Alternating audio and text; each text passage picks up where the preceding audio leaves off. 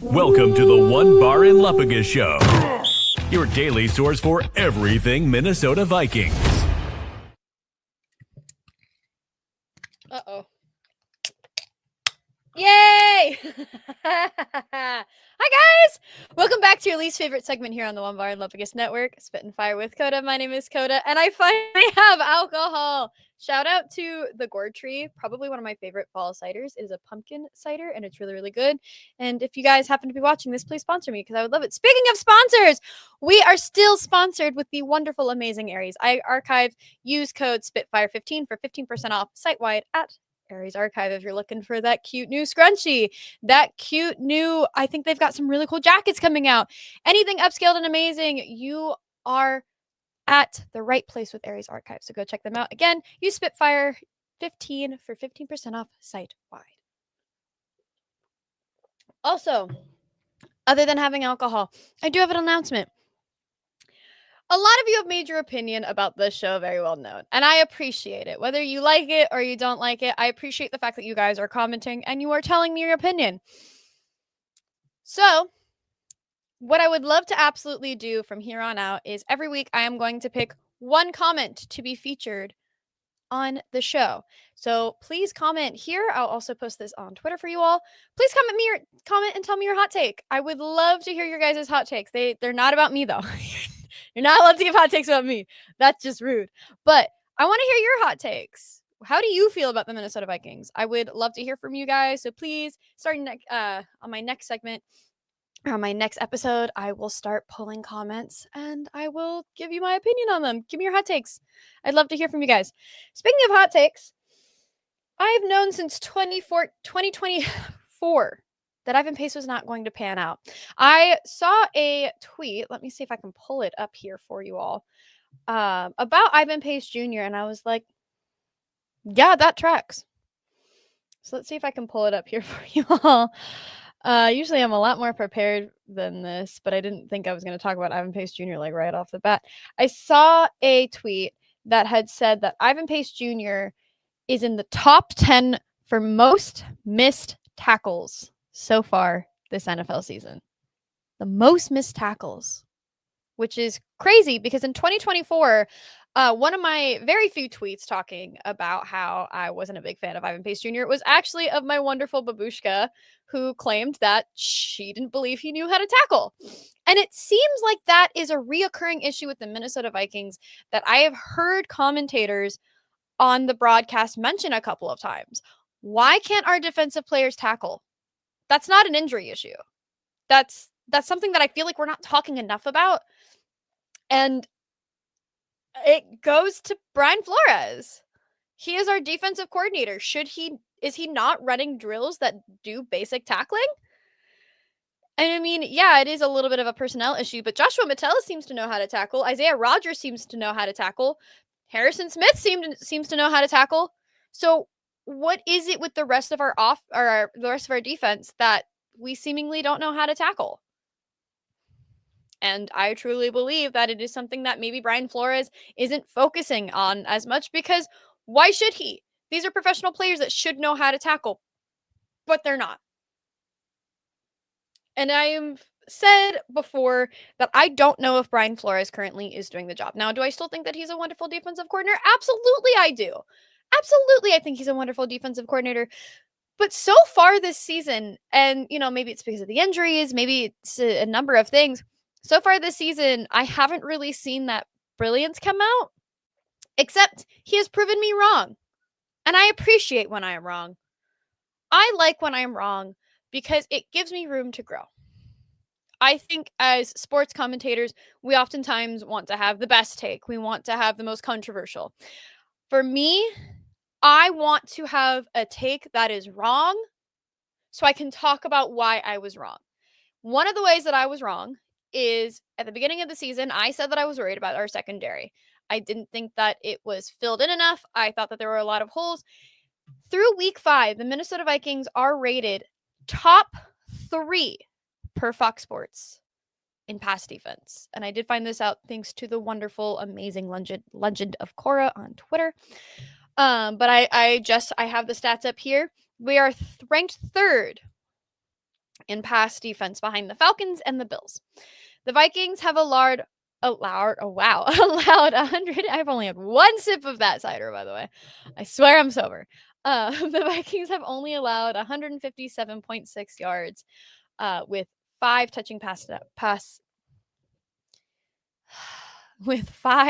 passing touchdowns allowed. They are behind the Bills that have allowed 154 yards and the Falcons who have allowed 135. Again, this is prior to the game that is being played as I record.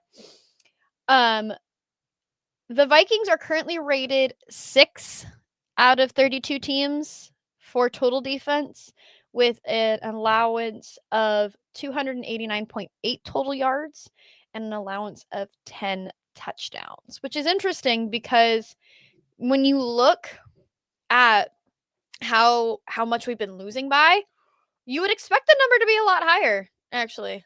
So I'm surprised that despite a lot of these losses that we've had, 2, I guess, at this point, we've allowed so little touchdowns. So I guess shout out to our defense for, attempting to keep us in the game. We are behind the Falcons, Browns, Texans, Packers, and Broncos. One of those teams we lost to. And I think we need to talk about the Falcons a little bit more. They're a little bit of a sleeper, I'm not going to lie. I did not expect that defense to be as intense as possible. And genuinely, I foresee them challenging the Buccaneers for that NFC South title. And I don't mean in like it's the NFC South, so like who else is going to do it? Like I expect the NFC South to be a real dogfight this year. And I don't think anyone saw that coming. And I do include the Carolina Panthers in that. I was one of the only people in my family pick'em league to pick the Carolina Panthers on Sunday, and I'm very glad that I did. But I think we all slept on the NFC South, and I think we are still sleeping on the NFC South. It seems to be a lot more competitive than I think we all expected it to be. Now, going back to where I feel correct in regards to Brian Flores and his defense. And again, I understand the amount of injuries that we've had on our defensive line. And shout out to the fact that Blake Cashman has been activated. He has had his 21-day practice window opened from injury reserve. Thank God, because the Vikings are ranked 24th out of 32 for rushing defense. Isn't that what we're built to do? And again, I understand that injuries are an issue, but come on. Isn't that what we are designed to do, is rushing defense? And it goes back again to Brian Flores. It goes back to the plays that he's designing. You all want to hold Kevin O'Connell accountable for all of the offensive missteps, and believe me, we'll get there in a second. I don't think we're holding Brian Flores accountable enough. I think we're like, oh yeah, it's injuries, and we're just looking the other way. No, I'm sorry, I'm not comfortable with that. If we're going to hold one coaching staff member accountable, we need to hold them all accountable. Again, I understand injuries are an issue, but isn't our defense built for the run game? Weren't we one of the top rushing defenses last year? You're telling me that a couple of injuries is going to mess that up. Now, a lot of you are saying that part of it has to do with some of the trades that Kwesi's made. And maybe. I'm not entirely opposed to that idea that getting rid of Harrison Phillips is part of the issue. Maybe it is. I think our biggest issue is that our guys aren't getting to basics enough. We don't know how to tackle. We don't know how to fill those holes. Injuries can only get you as far of an excuse as you'll let them. And a lot of you are letting them go pretty far. I'm not accepting that.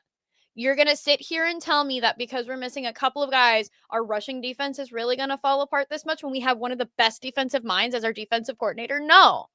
I think that they are allowing that to be the excuse, and that's what they're telling themselves, so that way they can excuse this poor play.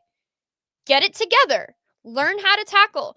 Joshua Metellus, Isaiah Rodgers, and Harrison Smith and Dallas Turner cannot be carrying that defense on their backs. The other guys need to step up, and I'm sick of it. And you know what we can do in the meantime? Here is my biggest hot take that I think I have said all the time that I've had this segment. Trade Ivan Pace Jr. for someone on the O-line. Trade Ivan Pace Jr. for somebody that we can put on that O-line. Get him out of here. I don't want him on my football team anymore. Get Ivan Pace Jr.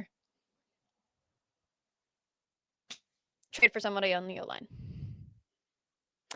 Speaking of that offensive line, I would like to formally apologize to SKOL, and I think a lot of us would also like to formally apologize for SKOL. The fact that he was able to do what he did against Derrick Henry is, I was not aware of your game, and I apologize. But that's not what I want to talk about offensively. I don't think I'm seeing enough people blame Wes as much as I'm seeing enough people blame Kevin O'Connell. And to me, I don't know if it's a play calling issue. I think it's purely a chemistry issue. Now, hear me out. Hear me out. It seems like the guys do have a good chemistry with JJ McCarthy. That's what we were hearing all off season, and at times we could see it. Now I'm a huge believer in always, of course, letting young players develop, and I think that's part of the issue with a lot of people is that a lot of people expect for these young talents to break out and instantly be a success. Because I'm seeing a lot more negativity about Dallas Turner that I should be. When I think Dallas Turner is doing a fantastic job. I think he has really stepped up in this defense, but we're not talking about defense right now. I don't know if Carson Wentz really has the chemistry with the wide receiver and tight end squad as one would hope. And I think it's reflecting in a lot of his decision making. I mean, granted, it's easy for us, on the keyboard to just say, throw it to Justin Jefferson. 9 times out of 10, that's your safety net. But I think it's hard when you don't have too much of a chemistry with a wide receiver to really, truly trust them. Now, it's not a Justin Jefferson issue. We've seen Justin Jefferson play with a wide variety of quarterbacks. I think it's a quarterback issue. I think it's a Carson Wentz issue. Yeah, he's been doing the job, but I don't think the chemistry's there. And I think that's part of the problem. I think Kevin O'Connell is trying to call plays to make it easy for him to access Justin Jefferson, Jordan Addison, even TJ Hawkinson, who you all are spared for my ranting over this week, by the way. I think he played really well against the Browns. But at a certain point, I don't think it's just the play calling. I think it comes down to the player. And I think that's partially why he is refusing to say who is going to play for us on Sunday. I think we'll see more and more of it at practice as we get those practice reports as to who's fully practicing and who isn't. I don't like the term soft benching. I think you all are crazy for that. Stop saying it.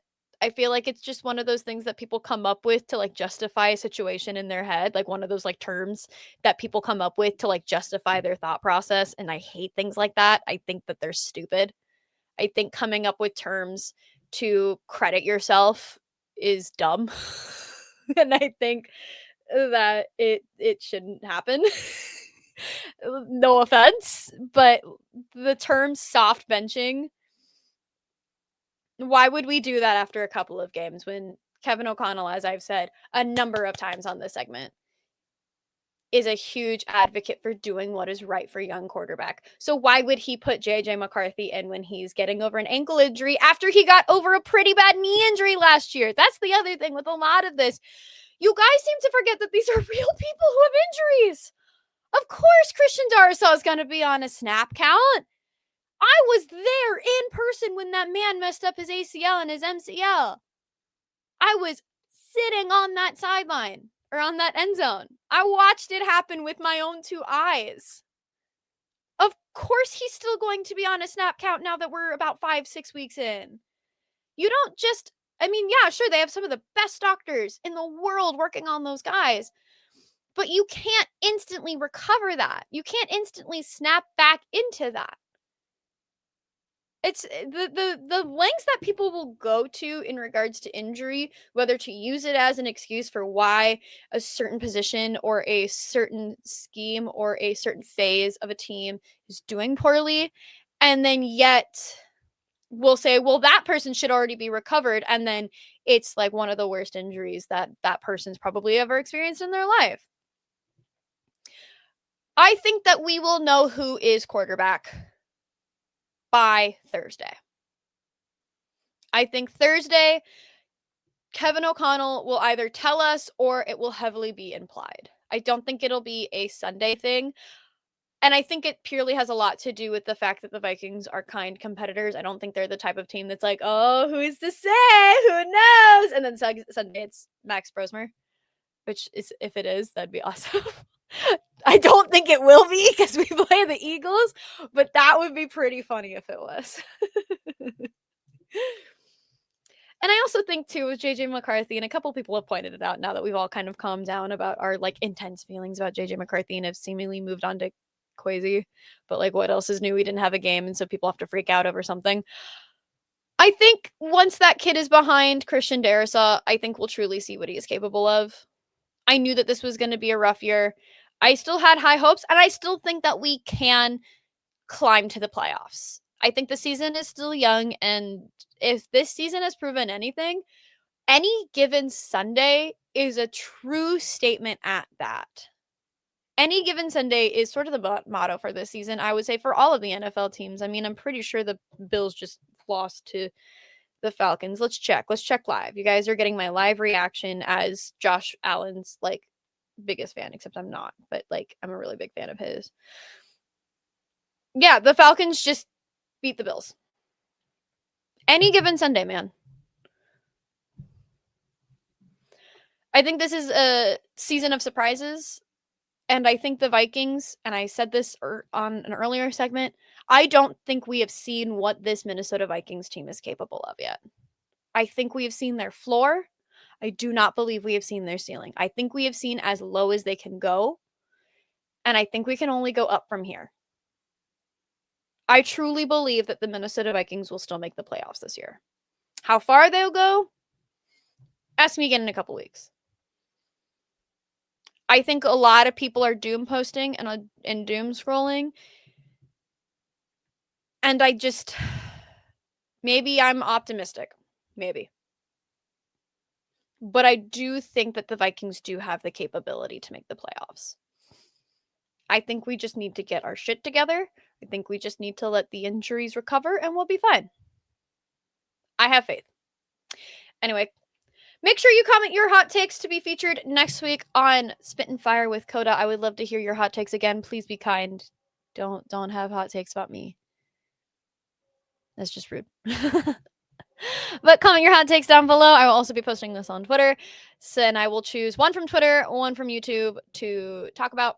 So please give me your hot takes down below. Once again, don't forget to use the code Spitfire15 for 15% off site-wide at Aries Archive. And as always, my friends, SKOL Vikes. Have a good rest of your day. I'll see y'all later. Bye!